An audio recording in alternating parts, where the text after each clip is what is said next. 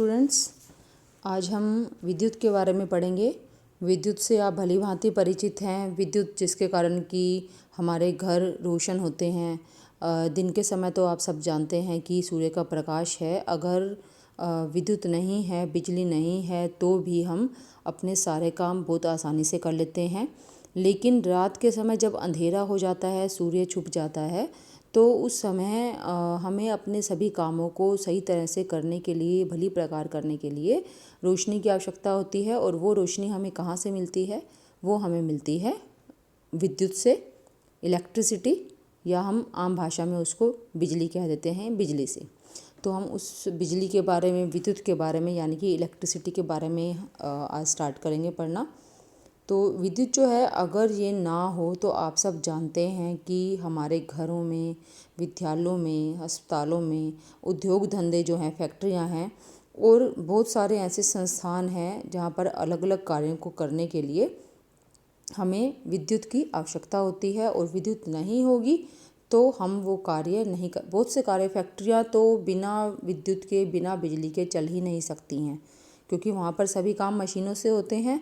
और मशीनें जो हैं, पहले जो भी काम मनुष्य करते थे, हाथों से किया जाता था, अब वो सारे काम मशीनों के द्वारा किए जाते हैं, क्योंकि मशीनों से कार्य करना बहुत आसान और बहुत जल्दी हो जाता है, समय की बहुत बचत होती है।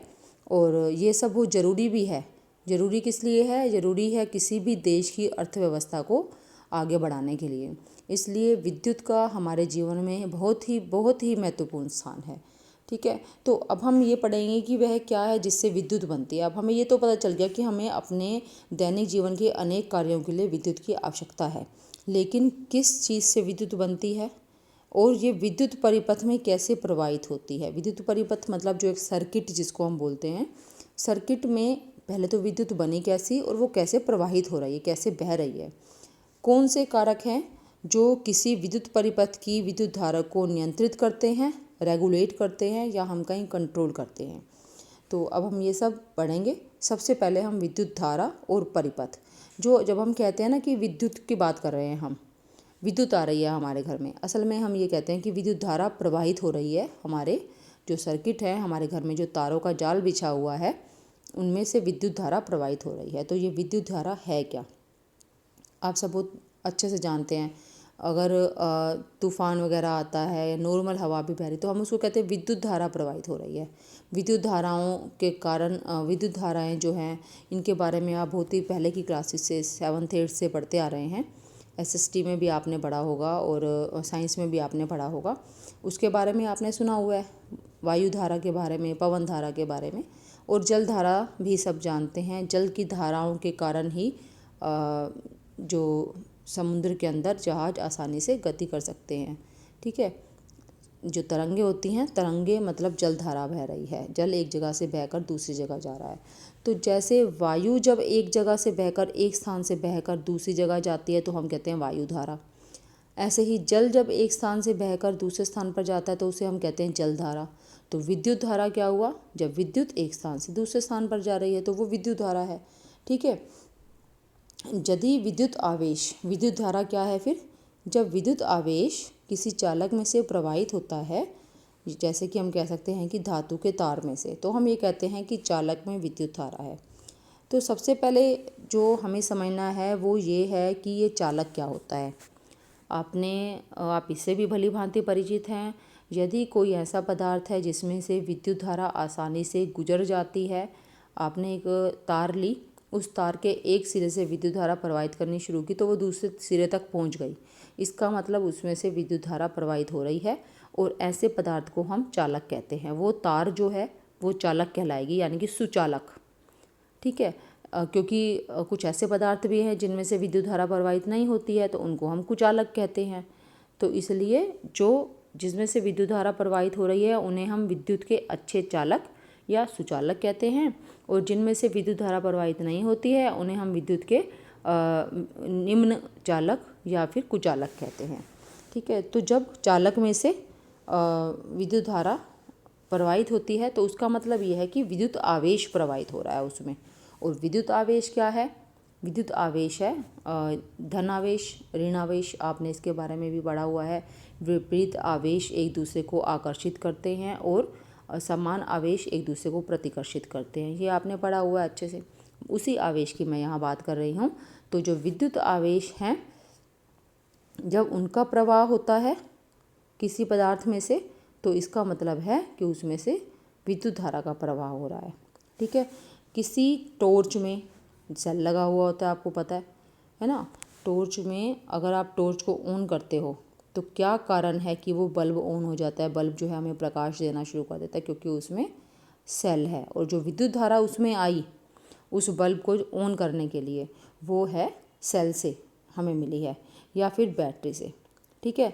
टॉर्च के बल्ब को दीप्ति के लिए यानी कि प्रकाश देने के लिए विद्युत आवेश का प्रवाह हुआ है, यानी कि विद्युत धारा का प्रवाह हुआ है। तो जो ये विद्युत धारा है या आवेश है, ये कहाँ से आया? ये आया सेल से। ठीक है। हमने यह भी देखा कि टॉर्च तभी प्रकाश देती है जब उसके स्विच को ऑन करते हैं।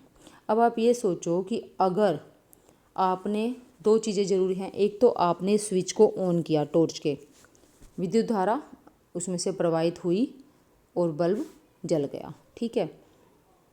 लेकिन टॉर्च ऑन करने पर भी, स्विच ऑन करने पर भी अगर बल्ब ऑन नहीं हुआ, तो आप आसानी से समझ जाते हो कि इसका मतलब है कि या तो इसके अंदर सेल नहीं है या फिर सेल ख़त्म हो गया है, सेल खराब हो गया है, सेल वीक हो गया है ना। यही हम कहते हैं ना। तो इसका आप अच्छे से जानते हो इसका मतलब कि विद्युत धारा कहाँ से आ रही है, विद्युत आवेश कहाँ से आ रहा है उस बल्ब को जलाने के लिए, वो आ रहा है सेल से। ठीक है। सेल से ही आ रहा है ना वो। अब हम दूसरी चीज़ की बात करते हैं कि सेल तो आपने लगा दिया टॉर्च के अंदर, लेकिन स्विच ऑन नहीं किया, तो क्या बल्ब ऑन हो जाएगा? बल्ब ऑन नहीं होगा। आप सोच रहे हैं कि ये एक बच्चे ने ले रखी है टॉर्च और वो कह रहे कि टॉर्च नहीं जल रही है, तो आप कह रहे हो नहीं, टॉर्च तो जलनी चाहिए क्योंकि इसके अंदर तो सेल लगा हुआ है और हमने नया सेल लगाया है। तो क्या कारण हो सकता है? आप लोगे और आप खुद से उसको ऑन करके देखोगे, आपने स्विच ऑन किया और बल्ब जल गया, इसका मतलब उसमें कोई दिक्कत नहीं थी। तो क्या प्रॉब्लम आ रही थी बच्चे के साथ? वो स्विच को सही तरह से ऑन नहीं कर रहा था। तो स्विच के ऑन करने से होता क्या है? स्विच के ऑन करने से क्या होता है कि जैसे आपने ये जो हमारा बल्ब है, मैं ये बल्ब बना रही हूँ, ठीक है, ये हमारा बल्ब है, ये इस तार से जुड़ा हुआ है, ठीक है। और जो हमारा सेल है, टॉर्च है जो हमारी, उसके अंदर एक स्विच भी लगा हुआ है। ये मैंने स्विच बना दिया, ठीक है। ये है हमारा स्विच, ये तार है और यहाँ पर है सेल, ये मैंने सेल लगा दिया, ठीक है। आप अगर सेल ऐसा नहीं बनाना चाहो, सिंपल जैसे आप सेल को देखते हो वैसा बनाना चाहो, तो आप सेल कैसा बनाओगे? आप सेल ऐसे बनाओगे, ठीक है। तो आपने यहाँ से इसको कनेक्ट कर दिया। अब सेल लगा हुआ है, सेल बिल्कुल नया है, लेकिन बल्ब नहीं जल रहा, इसका मतलब स्विच ऑन नहीं है। तो हम क्या करते हैं? स्विच ऑन कर देते हैं। स्विच ऑन करने से क्या होता है? स्विच ऑन करने से ये स्विच ऑन किया ना आपने, तो ये जो लाइन थी ना, ये लाइन यहाँ से जाकर मिल गई, ऐसे ऐसे मिलने से क्या हुआ कि ये जो पथ था ना, ये पूरा बंद हो गया, है ना। बंद हो गया, इसका मतलब है विद्युत धारा सेल से चली, ठीक है, और होती हुई बल्ब तक पहुंच गई, जिसके कारण बल्ब ऑन हो गया। लेकिन जब तक ये यहाँ पर बीच में कोई भी छोटा सा ब्रेक रहेगा, अगर छोटा सा टुकड़ा टूट गया तार का या स्विच ऑन नहीं हुआ, तो ये परिपथ जो है खुल जाएगा, इस तरह का परिपथ बन जाएगा ये। और ऐसे परिपथ में चाहे आपने 10 सेल लगा रखे हों तो भी बल्ब ऑन नहीं होगा, क्योंकि विद्युत धारा प्रवाहित तो होनी शुरू हुई सेल से, लेकिन वो बल्ब तक नहीं पहुंची। यहाँ तो शुरू हुई लेकिन बल्ब तक नहीं पहुंची, क्योंकि रास्ते में पुल टूटा हुआ है, आपको नदी पार करके जाना है, पुल टूटा हुआ है तो आप नदी पार कर ही नहीं सकते, है ना। तो बिल्कुल यही कारण है कि स्विच क्या करता है? स्विच जो है हमारे विद्युत परिपथ को बंद कर देता है, जिसके कारण कि विद्युत धारा प्रवाहित होते होते जो आवेश हैं जो कि सेल से आ रहे थे, वो तार में से प्रवाहित होते हुए बल्ब तक पहुंच जाते हैं और बल्ब जो है वो ऑन हो जाता है, ठीक है। तो इसमें यही बताया हुआ है कि स्विच क्या करता है? टॉर्च तभी प्रकाश देती है जब उसके स्विच को ऑन करते हैं। स्विच क्या कार्य करता है? ऑब्जेक्टिव क्वेश्चंस में आपका आ सकता है। स्विच सेल तथा बल्ब के बीच चालक को जोड़ता है, और इस तरह से क्या होता है, जो हमारा वो पथ था, जो हमारा रास्ता था, वो बंद हो गया और किसी विद्युत धारा के सतत तथा बंद पथ को सतत का मतलब लगातार है, जो टूटा हुआ नहीं है कहीं से भी। और बंद पथ को विद्युत परिपथ कहते हैं। तो जो मैंने ये बना के दिखाया था आपको बंद करके, वो विद्युत परिपथ था। ठीक है। अब यदि परिपथ कहीं से टूट जाए, है ना, या हम स्विच को ऑफ कर दें, तो विद्युत धारा का प्रवाह समाप्त हो जाता है और बल्ब ऑन नहीं होता है। तो आप मेरे ख्याल में समझ गए होंगे जो मैंने आपको बताया पूरा, बल्ब लगाकर, सेल लगाकर और स्विच दिखाकर, कि जब तक स्विच ऑन नहीं था, दो तारें आपस में जुड़ी हुई नहीं थी, जिससे कि पथ टूटा हुआ था। ठीक है, और बल्ब ऑन नहीं हो रहा था। लेकिन जैसे आपने स्विच को ऑन किया, दो तारें आपस में जुड़ गई, जिससे कि जो आवेश था सेल से निकला हुआ, वो बल्ब तक पहुंच गया और बल्ब ऑन हो गया। अब हम विद्युत धारा को कैसे क्या कहेंगे, तो एक तो आपने यहाँ से विद्युत परिपथ की भी परिभाषा को याद करना है। स्विच क्या कार्य करता है? स्विच परिपथ को बंद करता है। ठीक है। और विद्युत परिपथ है क्या? किसी विद्युत धारा के सतत तथा बंद पथ को विद्युत परिपथ कहते हैं। अब विद्युत धारा को हम कैसे बताएं? विद्युत धारा क्या है? विद्युत धारा को एकांक समय में किसी विशेष क्षेत्र से प्रवाहित आवेश के परिमाण द्वारा व्यक्त किया जाता है। अगर आपको इसको एक सिंपल शब्दों में आपको बताती हूँ कि इकाई समय में, इकाई समय यहाँ पर हम लेंगे 1 सेकंड। इकाई का मतलब एक ही होता है। 1 सेकंड में किसी परिपथ में से बहने वाले आवेश को विद्युत धारा कहते हैं। ठीक है। तो इसको आप दूसरे शब्दों में भी कह सकते हो कि विद्युत किसी परिपथ में से विद्युत आवेश के बहने की दर को विद्युत धारा कहते हैं। तो एक परिभाषा आपको ये दी हुई है, विद्युत आवेश के प्रवाह की दर को विद्युत धारा कहते हैं। या आप इसकी दूसरी परिभाषा भी याद कर सकते हो, इकाई किसी विद्युत परिपथ से इकाई समय में प्रवाहित होने वाले विद्युत आवेश को विद्युत धारा कहते हैं। ठीक है। तो आप जानते हो कि परिपथ में जो भी हमारे घरों में बिजली की तारें होती हैं, वो किसकी बनी होती हैं? वो धातु की बनी होती हैं। तांबा एक धातु है। हमारे परिपथों में जिस धातु के तार का उपयोग होता है, उनमें आवेश के प्रवाह की रचना इलेक्ट्रॉन करते हैं। तो आवेश कैसे बह रहा है? हम कह रहे हैं कि उसमें से आवेश प्रवाहित हो रहा है, तभी विद्युत धारा प्रवाहित हो रही है। और आवेश क्या है? वहाँ पर आवेशित कण है, और वो आवेशित कण है इलेक्ट्रॉन, जिन पर कि ऋण आवेश होता है। ठीक है। लेकिन पहले क्या था कि पहले इलेक्ट्रॉनों के बारे में किसी को जानकारी नहीं थी। इलेक्ट्रॉन की खोज नहीं हुई थी ना तब सोचा सबने कि विद्युत धारा प्रवाहित हो कैसे रही है आखिर। इलेक्ट्रॉन के बारे में जब तक किसी को पता नहीं था, तो ये माना गया कि विद्युत धारा जो है ना, वो धन आवेश के बहने से विद्युत धारा बहती है। अगर किसी परिपथ में धन आवेश प्रवाहित हो रहा है, तो इसका मतलब उसमें विद्युत धारा प्रवाहित हो रही है, क्योंकि उस टाइम तक इलेक्ट्रॉन के बारे में जानकारी नहीं थी किसी को। और इलेक्ट्रॉन पर क्या आवेश होता है? इलेक्ट्रॉन पर होता है ऋण आवेश। तो वो जो उस टाइम पर साइंटिस्ट ने, वैज्ञानिकों ने सोचा कि धन आवेश अगर प्रवाहित हो रहा है तो विद्युत धारा प्रवाहित हो रही है। आज भी उसी बात को माना जाता है मतलब कि उसको चेंज नहीं किया गया सुविधा के लिए। ठीक है। अब आप सोचो कि अगर धन आवेश एक तरफ प्रवाहित हो रहा है, तो ऋण आवेश किधर प्रवाहित हो रहा होगा? उसी तरफ तो ऋण आवेश प्रवाहित नहीं हो सकता, क्योंकि हम जानते हैं कि जो विपरीत आवेश होते हैं वो एक दूसरे को आकर्षित करते हैं।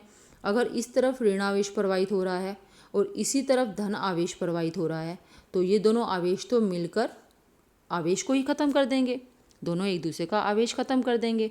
ये धनावेश ऋणावेशित कण है, ये भी कोई कण है जिन पर धनावेश है, और दोनों आवेश एक दूसरे को आकर्षित करते हैं।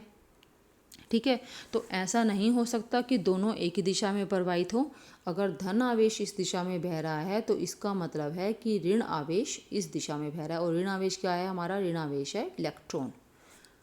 तो आज भी हम वही वाली उस चीज़ को बदला नहीं गया कि धन आवेश के प्रवाह की दिशा में ही विद्युत धारा प्रवाहित होती है। ठीक है। धन आवेश के प्रवाह की दिशा में, ये विद्युत धारा की दिशा है। ठीक है। ये विद्युत धारा की दिशा है, और विद्युत धारा की दिशा कौन सी होती है? जिस दिशा में धनावेश प्रवाहित हो रहा है। ठीक है। इसका मतलब इलेक्ट्रॉन इससे विपरीत दिशा में प्रवाहित हो रहे हैं। तो आप दोनों तरह से आप याद कर सकते हो इसको कि इलेक्ट्रॉन जिस दिशा में प्रवाहित होते हैं विद्युत धारा के प्रवाह की दिशा उससे विपरीत मानी जाती है।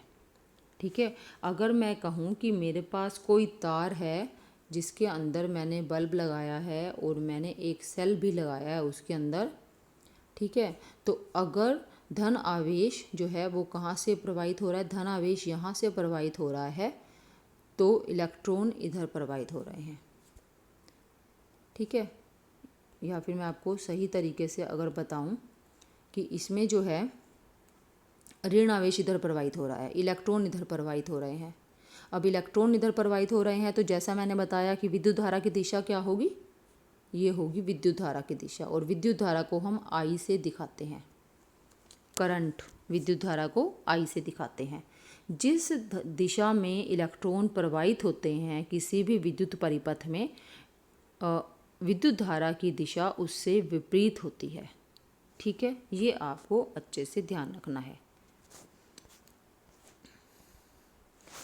तो आप यहाँ पर भी देख सकते हैं परिपाटी के अनुसार, मतलब परिपाटी मतलब जो चला आ रहा है पहले से। ठीक है, परिपाटी के अनुसार किसी विद्युत परिपथ में इलेक्ट्रॉन जो कि ऋण आवेश हैं उनके प्रवाह की दिशा के विपरीत दिशा को विद्युत धारा की दिशा माना जाता है। ठीक है, इसको आपने अच्छे से याद रखना, ऑब्जेक्टिव क्वेश्चंस में ये आ जाता है। तो आपने यहाँ तक अभी तक मेन क्या किया, एक तो ये किया कि स्विच का क्या कार्य है। स्विच जो है परिपथ को बंद करता है ताकि विद्युत धारा उसमें से प्रवाहित हो सके। ठीक है, और एक हमने पढ़ा कि विद्युत परिपथ किसको कहते हैं, विद्युत परिपथ किसी विद्युत धारा के सतत तथा बंद पथ को विद्युत परिपथ कहते हैं। और एक मेन पॉइंट था इसमें, विद्युत धारा किसे कहते हैं, विद्युत आवेश के प्रवाह की दर को विद्युत धारा कहते हैं। और या फिर हम इसको कैसे कह सकते हैं, किसी परिपथ में से इकाई समय में प्रवाहित होने वाले विद्युत आवेशों को ही विद्युत धारा कहते हैं। और हमने एक ये पढ़ा कि विद्युत धारा की दिशा क्या होती है किसी भी परिपथ में, जिस दिशा में इलेक्ट्रॉन प्रवाहित होते हैं उसके विपरीत दिशा में विद्युत धारा का प्रवाह माना जाता है। ठीक है, इसके बाद हम आगे बढ़ते हैं। तो जैसा कि मैंने आपको बताया कि विद्युत धारा क्या है, विद्युत धारा है इकाई समय में, इकाई समय, और इकाई समय क्या है, समय को हम टी से लिखते हैं और इकाई समय का मतलब 1 सेकंड। ठीक है, आप 1 सेकंड भी हटा देते हैं हम यहाँ से। इकाई समय में परिपथ में से प्रवाहित होने वाले विद्युत आवेश, मैं पूरी परिभाषा नहीं लिख रही हूँ, अब जो मैं बोल रही हूँ आप उसको सुनकर लिख सकते हैं। इकाई समय में विद्युत प्रवाहित होने वाले विद्युत आवेश, और विद्युत आवेश को हम लिखते हैं Q से। इकाई समय में विद्युत आवेश प्रवाहित होने वाले विद्युत आवेश को विद्युत धारा कहते हैं, और विद्युत धारा को हम किससे लिखते हैं, I से। ठीक है, या दूसरे शब्दों में हम कहते हैं कि किसी परिपथ में से विद्युत आवेश के प्रवाह की दर को विद्युत धारा कहते हैं। तो इसका भी बिल्कुल वही मतलब है, दोनों का सेम ही मतलब है। और इससे मिलाकर क्या बनता है, इससे मिलाकर बनता है हमारा विद्युत धारा का फॉर्मूला, जो कि है I बराबर Q/T। ठीक है, इकाई समय में प्रवाहित होने वाले विद्युत आवेशों को विद्युत धारा कहते हैं, और जो विद्युत आवेश है उसका मात्रक होता है कूलाम। ठीक है, और समय का मात्रक आपको पता है क्या होता है, सेकंड, स्मॉल ऐसा आएगा ये। और विद्युत धारा का मात्रक जो है वो है कूलाम प्रति सेकंड, या फिर हम इसको कहते हैं एम्पियर, ए से लिखते हैं इसको एम्पियर। तो आप ये देखो इसका फॉर्मूला, यदि किसी चालक की अनुप्रस्थ काट से समय t में नेट आवेश q प्रवाहित होता है तो उस अनुप्रस्थ काट से प्रवाहित विद्युत धारा क्या है, I बराबर Q/T। विद्युत आवेश का SI मात्रक है कूलाम, और एक कूलाम जो है कितना आवेश है, एक कूलाम विद्युत आवेश का मात्रक है। एक कूलाम का आवेश कितना होता है, वो इतना होता है जितना कि लगभग 6 गुना 10⁻18 इलेक्ट्रॉनों पर कुल आवेश होता है ना, उतने आवेश को से एक कूलाम बनता है। एक कूलाम कितना आवेश होता है, किसके बराबर होता है, 6 गुना 10 की पावर 18 इलेक्ट्रॉन पर टोटल आवेश जो है उसके बराबर 1 कूलाम होता है। ठीक है, विद्युत धारा का मात्रक है एम्पियर, ए से लिखते हैं इसको। इस मात्रक का नाम किसके नाम पर रखा गया है? आंद्रे मैरी एम्पियर, इनके नाम पर रखा गया है, जिन्होंने कि इसके बारे में बताया था। अब 1 एम्पियर की अगर आपको परिभाषा लिखनी हो तो आप कैसे लिखेंगे? जैसे आप विद्युत धारा की परिभाषा लिख रहे हो ना, कि विद्युत धारा की परिभाषा क्या है? किसी चालक की अनुपस्थित काट में t समय में प्रवाहित आवेश को विद्युत धारा कहते हैं, या फिर हम कहते हैं इकाई समय में किसी परिपथ से बहने वाले आवेश को विद्युत धारा कहते हैं। तो 1 एम्पियर, यहाँ हमने क्या पढ़ा? एम्पियर। पहले हमने पढ़ा I = Q/T। अब I का मात्रक क्या है? एम्पियर। Q का मात्रक है कूलाम और समय का मात्रक है सेकंड, है ना। तो ये एम्पियर जो है वो 1 के इक्वल कब होगा? अगर हमें चाहिए एम्पियर 1, ठीक है, एम्पियर जो है हमें 1 चाहिए, तो ये 1 कब आ सकता है? जब कूलाम भी 1 हो और सेकंड भी 1 हो। आंसर तो तभी 1 आएगा ना, जब आप 1 को 1 से भाग दोगे तभी आंसर 1 आएगा। तो 1 एम्पियर की परिभाषा अगर आपको लिखनी हो तो आप क्या लिखोगे? यदि किसी परिपथ में से 1 सेकंड में 1 कूलाम आवेश प्रवाहित होता है तो उसमें प्रवाहित होने वाली विद्युत धारा 1 एम्पियर के बराबर है। बहुत ही आसान परिभाषा है। अगर आपको फॉर्मूला आता है तो आप इस तरह से 1 एम्पियर की परिभाषा बता सकते हो। यदि किसी परिपथ में से 1 सेकंड में प्रवाहित होने वाला आवेश 1 कूलाम है तो उसमें से प्रवाहित होने वाली विद्युत धारा 1 एम्पियर के बराबर है। अपने शब्दों में आपने इसको समझकर लिखना है, इसको रटने की ज़रूरत नहीं है। जो बुक में दे रखा है ऐसा नहीं है कि आपने इसको रटना है, ठीक है। तो 1 एम्पियर की परिभाषा यहाँ भी दी हुई है। 1 एम्पियर विद्युत धारा की रचना प्रति सेकंड 1 कूलाम आवेश के प्रवाह से होती है। तो आपको ये रटना नहीं है, जो मैंने आपको बताई है आसान शब्दों में, आपको उसको सुनकर साथ साथ नोट कर लेना है, ठीक है। 1 एम्पियर बराबर 1 कूलाम बटा 1 सेकंड। अब विद्युत धारा जो है ना उसको सिर्फ हमेशा एम्पियर में नहीं नापते हैं। जैसे आप लंबाई होती है, लंबाई को मीटर में भी मापते हो, मिलीमीटर में भी मापते हो, सेंटीमीटर में भी मापते हो। ऐसे ही एम्पियर की बजाय आप विद्युत धारा को मिली एम्पियर या माइक्रो एम्पियर में भी ले सकते हो। अब कितनी विद्युत धारा प्रवाहित हो रही है? आपके पास ना एक विद्युत परिपथ है, जैसे ये परिपथ दिखाया हुआ है, इसमें विद्युत धारा प्रवाहित हो रही है, वो कितनी है कैसे पता लगाएं हम? उसके लिए एक यंत्र आता है जिसको हम एमीटर कहते हैं और इसको लिखते हैं ए से। इसके लिए यूज़ होने वाला यंत्र है एमीटर और उसको हम ए से लिखते हैं, ठीक है। और इसको जिस परिपथ में, जैसे कि हमें इस परिपथ में विद्युत धारा नापनी है कितनी है, इसमें हम बिल्कुल इन लाइनों के साथ इन तारों के बीच में ही इसको कनेक्ट करते हैं, जिसको कि हम श्रेणी क्रम कहते हैं, ठीक है। तो अब ये जो आप चित्र अच्छे से समझ लो, एग्ज़ाम में 2 मार्क्स में ये क्वेश्चन आ जाता है कई बार कि एक परिपथ की रचना करो, एक विद्युत परिपथ की रचना करो जिसमें एक बल्ब हो, एमीटर हो, स्विच हो और सेल हो, या 2 सेल की बैटरी हो। ये बैटरी है, एक सेल को हम दिखाते हैं ऐसे, ठीक है। अगर आप 2 या 2 से ज़्यादा सेल मिलाकर लगा देते हो तो वो बन जाती है बैटरी। आपने याद रखना है, ये आगे भी मैं बताऊंगी आपको, लेकिन अभी आप समझने के लिए इसको फ़िलहाल इसको ध्यान रख लो। इसको, ये एक सेल है, अगर आपने इसको एक और सेल से जोड़ दिया, एक सेल ये था, दूसरे सेल से आपने इसको जोड़ दिया, ये बन गई बैटरी। तो आपका एग्ज़ाम में क्वेश्चन आता है कि एक ऐसे विद्युत परिपथ का चित्र बनाइए जिसमें एक बल्ब है, एमीटर है, स्विच है और 2 सेल की बैटरी है, ये सभी श्रेणी क्रम में लगे हुए हैं।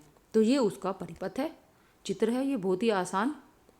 और आप देखो इसमें विद्युत धारा, जैसा कि मैंने आपको पहले भी बताया था, विद्युत धारा के बहने की दिशा क्या है? इधर।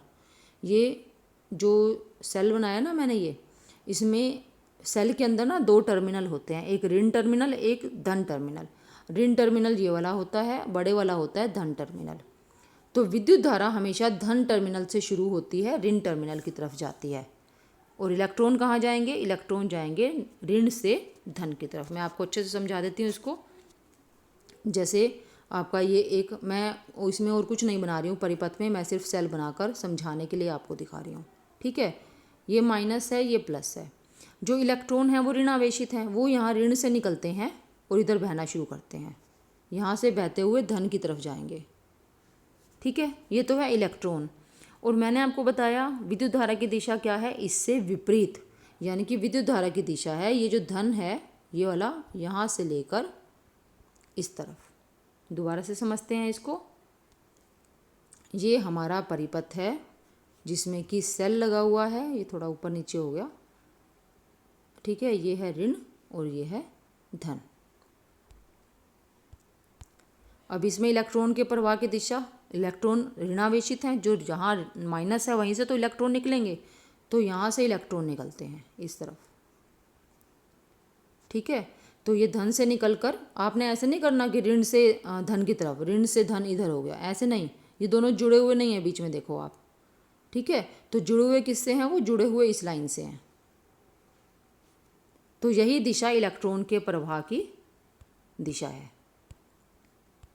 ठीक है, और तो उसकी दिशा क्या हुई, विद्युत धारा की दिशा हुई धन से ऋण की ओर। ये विद्युत धारा की दिशा है आई। समझ गए आप? तो यही इसमें दिखाया है। आप ध्यान से अगर इसको देखोगे चित्र को, तो इधर धन लिखा हुआ है और यहाँ से ये विद्युत धारा की दिशा दिखाई हुई है एरो से। ठीक है, आप सब जगह एरो दिखाए हैं, आप देखो इसमें पूरे परिपथ में एरो दिखाए हैं। धन आवेश से, धन आवेशित सिरे से निकलकर विद्युत धारा इधर, ये पूरे सब जगह एरो दिखा रखे हैं ताकि आप अच्छे से समझ जाओ। तो ये इस तरह से हम एक परिपथ को बना सकते हैं। और ये दिखाया है एक स्विच। स्विच अगर आप खाली ऐसे बनाते हो ना, इसका मतलब कि स्विच ऑफ है, बंद है स्विच, विद्युत धारा प्रवाहित नहीं होगी। लेकिन अगर आप इसमें एक डॉट लगा देते हो, इसका मतलब स्विच ऑन है और विद्युत धारा अब प्रवाहित होगी। ये मैं आपको आगे समझाऊंगी, आगे भी आएगा ये। अब इसमें बहुत ही सिंपल सा क्वेश्चन है, किसी विद्युत बल्ब के तंतु में से विद्युत धारा प्रवाहित हो रही है और कितनी विद्युत धारा है, 0.5 एम्पियर। कितने समय के लिए, 10 मिनट के लिए। तो विद्युत आवेश का परिमाण ज्ञात करना है आपने। आप अच्छे से जानते हो कि I बराबर Q/T होता है ना। और I क्या है, विद्युत धारा, और T क्या है, समय। हमें निकालना है Q। ठीक है, I बराबर Q/T, हमें Q निकालना है। तो Q हो जाएगा, I इधर चला जाएगा और ये हो जाएगा I गुना T। अब एक चीज़ ध्यान रखनी है, जब मैंने आपको एम्पियर की परिभाषा बताई थी तो उसमें हमने समय लिया था सेकंड में। तो समय हमेशा सेकंड में ही लेना है आपने, इसलिए आप देखो यहाँ समय को सेकंड में चेंज किया हुआ है। 10 मिनट है ना, 1 मिनट में 60 सेकंड होते हैं, तो 10 मिनट में 600 सेकंड हो गए। ठीक है, अब आप I को T से गुना करोगे तो आंसर आ जाएगा 300 कूलाम, क्योंकि हम आवेश को कूलाम से दिखाते हैं। क्वेश्चंस हैं, विद्युत परिपथ का क्या अर्थ है, ये भी हम कर चुके हैं। किसी विद्युत धारा के बंद तथा सतत पथ को विद्युत परिपथ कहते हैं। विद्युत धारा के मात्रक की परिभाषा, विद्युत धारा का मात्रक है एम्पियर और उसकी परिभाषा, यदि किसी विद्युत परिपथ में से 1 सेकंड समय में 1 कूलाम आवेश प्रवाहित होता है तो उसमें प्रवाहित विद्युत धारा 1 एम्पियर के बराबर है। और क्वेश्चन है, 1 कूलाम आवेश की रचना करने वाले इलेक्ट्रॉन की संख्या परिकलित कीजिए, और वो आपको दिया हुआ था 6 गुना 10 की पावर 18 इलेक्ट्रॉन। इतने इलेक्ट्रॉन का आवेश मिलकर 1 कूलाम आवेश बनाता है। ठीक है, आपने कूलाम का याद रखना है। ये कूलाम को हम ऐसे ही हिंदी में भी लिख सकते हैं या फिर सीधा C से भी लिख सकते हैं। इसको आप अच्छे से करें, और कुछ भी समझ नहीं आता है तो प्लीज़ आप मेरे से पूछ सकते हैं।